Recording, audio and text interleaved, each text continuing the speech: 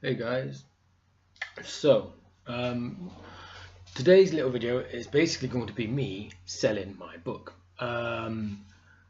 There's things are moving along finally, and we've got books coming out soon.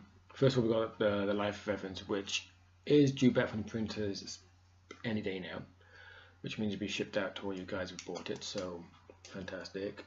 Although you have to point out that the three novellas, we only have a very limited run of them, and as I believe, from far as I'm aware, we've only got about 50 copies of each three left. So if you want to get them, you need to order them now. Don't wait until they're released. Don't wait until July when the second one comes out. Don't wait until October when the third comes out, because once they're sold out in pre-order, whatever, they're gone. So you need to nab them now if you want them. But I'm not here to talk about them. I'm here to talk about what's coming out next month at the end of, which is Night of the Intelligence, written by me. And these are 10, count them, 10 reasons why you should pre-order Night of the Intelligence now. Okay, let's start off with the first reason. Again, these are in no particular order. I say again, like I said already, but they're in no particular order. These are just 10 reasons which, hopefully might make you think, ooh, I need to pick that up. So the first reason would be this is more so than Time Squared, more so than any book we've done so far. This is in many ways a sequel to the original Great Intelligence story from 1967, The Abominable Snowmen, which means it's the first time that threads from that story have been picked up properly. They've obviously were kind of picked up in Web of Fear, kind of picked up in Time Squared last year, but this is the first time that stuff from Abominable Snowman is integral to what is going on in this book. So fans of the Abominable Snowman, the Web of Fear, Time Squared, just basically fans of the Great Intelligence, this is it. This is the big one. This will reveal what the intelligence is, where it came from. It will explain much about it, and indeed it will explain how it came to pass that the intelligence got trapped in the body of Padma Zambavar in 1730, I believe it was, thereabouts. It's all in the book. I've obviously researched it properly. So that's one reason. If you love the original two Great Intelligence book TV shows, then this is the one for you. A second reason, which kind of links in, this is the first time since 1967's Abominable Snowmen that we see the return of Tommy, who of course was the young warrior monk back then who had the Doctor, Jamie and Victoria. And he hasn't been seen in Doctor Who fiction for, well, 50 years, because, it's the 50th anniversary of the Great Intelligence. But in terms of the story narrative, he hasn't been seen since 1935, and we're now in January 1970. So this will be the first time that we've seen him interact with Travers, for instance, since The Abominable Snowman. And those of you who already picked up the Havoc Files 3, not 4 as I keep calling it, will have already read a version of the prologue in which Tommy first returns. But that is obviously just a part of the story, a part of what's going on with him and his connection to Travers. So again, this is another reason to pick up this book, to find out what's happened to Tommy in the past 40 odd years. Well, not 40 odd years, 35 years? I don't know, my maths suck. But either way, X amount of years. Okay, third reason, this book wraps up quite a few story threads that have been running through the Leffer Stewart books more or less since they began. So this is kind of the payoff for the last 2 years of books in many ways. Obviously there's going to be ongoing threads for the characters as they continue to develop and react and grow and whatever, maybe not grow. But but this wraps up a few key points, namely the Vault and what it's been doing in the background since, well, Forgotten Son, really. Well, especially since Schizoid Earth, Beast of Fang Rock, and various books since. It wraps up the storyline of Johnston, who made his first novel appearance properly last year in Mind of Stone, although he'd been referenced literally since The Forgotten Son. But this wraps up that storyline, which we saw a major turning point in Mind of Stone, and this follows that up and wraps it up completely. And you finally find out how he first met Leper Stewart and Colonel Douglas back in Sandhurst. And another thread it wraps up is, of course, the thread of the General, who, of course, has been mentioned in the books since the second one, since the Schizoid Earth. I'm not going to say who he is, although his name has been revealed in the last book we released back in December, in Mind of Stone. In case you haven't read that, I'm not going to reveal his name yet, but it would be advantageous for you to read it before you read this one. However, that said, it is hopefully explained in a way pretty much in the beginning of the book who this character is. So you get all the information you need so you can just crack on with the story. So it wraps up these very key threads. It's all about the Vault, Johnston, the General. So all these little background threads will finally get wrapped up. All this faith and loyalty you've had in us and the series will be paid off in this regard. A fourth reason, which is kind of important, because back in the day, we initially weren't going to say what year we were set in. We was going to kind of keep it vague, a bit like it did in the TV series. But then it became apparent fairly early on that limited us in what we were doing. So I locked it down that we were set in 1969, now 1970. And as many will know, there's certain things within our series that don't necessarily flow well with the likes of the BBC books or Big Finish stuff or the Virgin books or Doctor Who media outside of TV, and indeed at times maybe not quite with what we know from TV. And this book goes a some way to explain why that is. I throw enough hints and enough potential explanations for people to make their own opinion on whether this is part of the Big Finish stuff, this is part of the BBC books, this is part of the TV canon. But it gives you explanations on why this may not be entirely true. True is right, may not necessarily mesh that well with some of the other Doctor media out there, and why we're kind of doing our own thing a little bit too. But it makes sense within the story as opposed to just a decision we've made. Okay, so fifth reason, political intrigue. Now, as people who know me know, I'm not a huge politic person. I've never really been into politics. But I have recently found myself dragged into it because obviously the UK, much like the US, and probably the whole world actually, is at a very crucial turning point in history, I think. And it's hard not to get political. And unfortunately that's kind of found its way into my writing.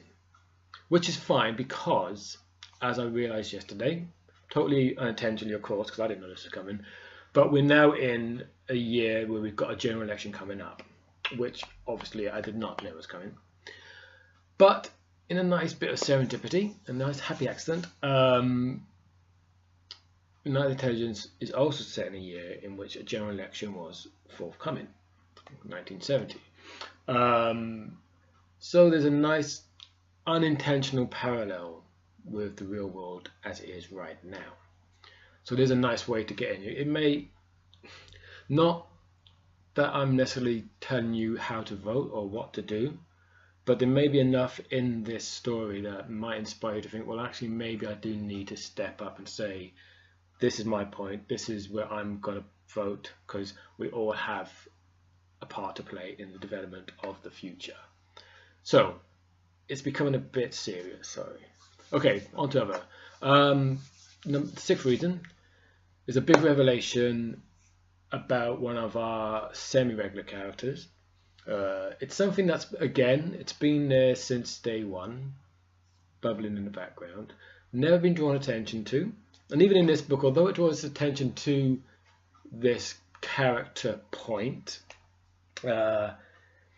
it's not, hopefully, in your face. It's all very organic part of the story. But it is a huge revelation for those who haven't picked up the clues already. Doesn't necessarily change this person or where they're going, because it's very much been a normal part of them anyway. But I think it will, well, I know, because I was in charge of this, it's going to shift the dynamic of this character in relation to another character that I can't mention yet because I don't want to give away this person's return. So again, those who are following this, who like this character, and I know there's a lot of you do, this revelation may be a surprise, it may not, but it will definitely be I hope it will be a really good moment that you all will get something out of.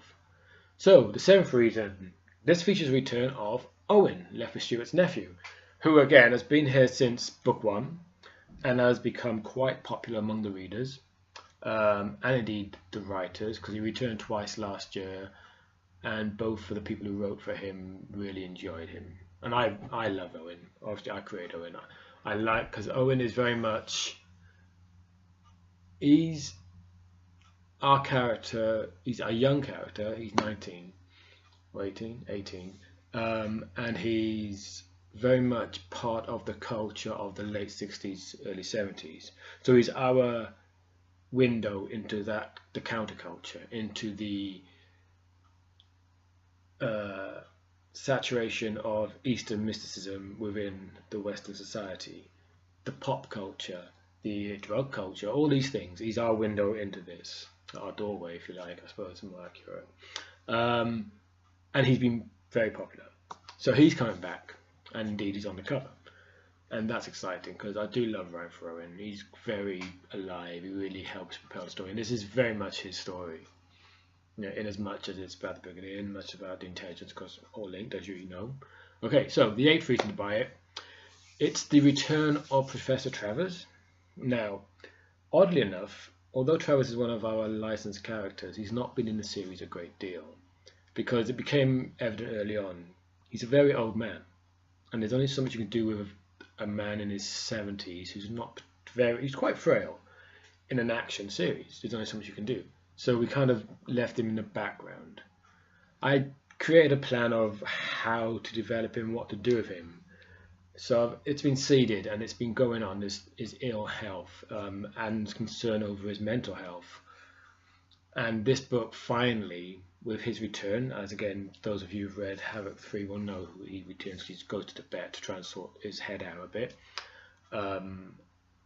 This will explore properly and finally where he's been at, what's been going on with him, and explain how Times Squared fits into things. Because in that book, of course, we had a Travers from just after Born Snowman ending up in the present day and then getting sent back at the end.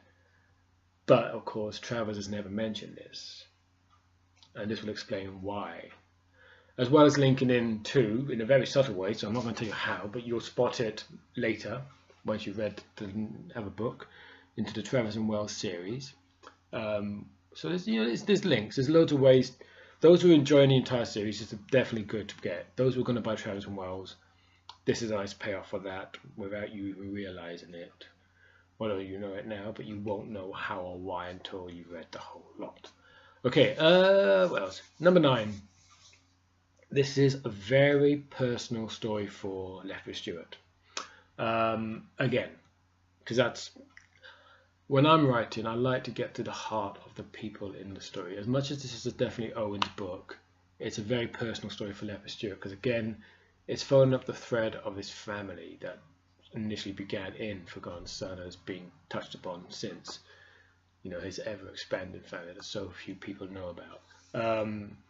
And again, what happens in this book, it's going to change him on a personal level, because big changes coming, and this is a part of this. This is his story again. It's all about him. He's very much a driving force of the story. All the events affect him on a personal level. He's all happy with Sally, all content finally, but there seems to be a dark cloud looming. He's worried about Owen, because Owen went on his travels after Blood of Atlantis, and bar a phone call at Christmas, Leopard Stewart hasn't heard from him. So the fact that Owen's in danger is going to be a big influence on how Leopard Stewart is in this book. And the 10th reason is, for those of you who've bought Life of Evans and those of you who haven't bought Life of Evans, this book is linked to that. They're not essential. You don't have to read both of them, but those who do, if you buy in Life of Evans, get Night Intelligence, there are a couple of chapters in the just after the midpoint that link in a very visceral way to certain parts of Life of Evans. Again, both of them are not necessary to enjoy the other. However, if you do get both of them, you're going to get this nice full picture and a richer experience. So it's very linked in, and of course it's a lot of fun because Evans, he's a lot of fun. And it's also set the scene for Day of Intelligence, which is coming later, which is the genesis of the intelligence story basically. And this will give a lot of clues which will be later explored in that novella. So there you go. There's 10 reasons to pick up this book.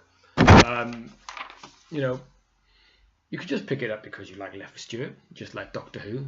You like the old series, you like new stuff.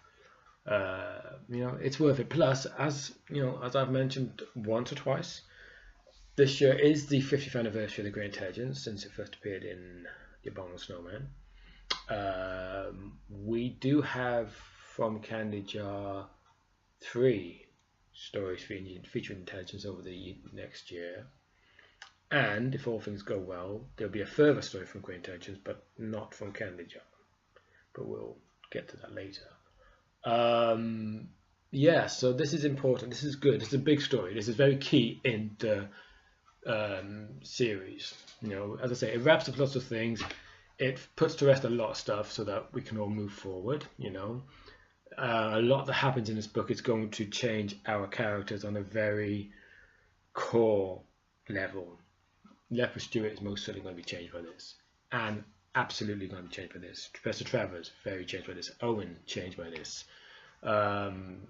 Bishop, not directly, but certainly indirectly going to be changed by this. It's going to be a bit of it's the beginning of a seismic shift in our core characters, which will come to a head at the end of the year. So this is it. This is where I don't want to be too dramatic, but in a manner of speaking, you could say this is the beginning of the end, or at least the beginning of an end of a particular chapter in the series, as we start to prepare to move closer towards the whole unit thing. So there we go. 10 reasons to buy Night Intelligence. I shall drop links below because this is the thing you do, and I shall speak to you all soon. Until then, be seeing ya.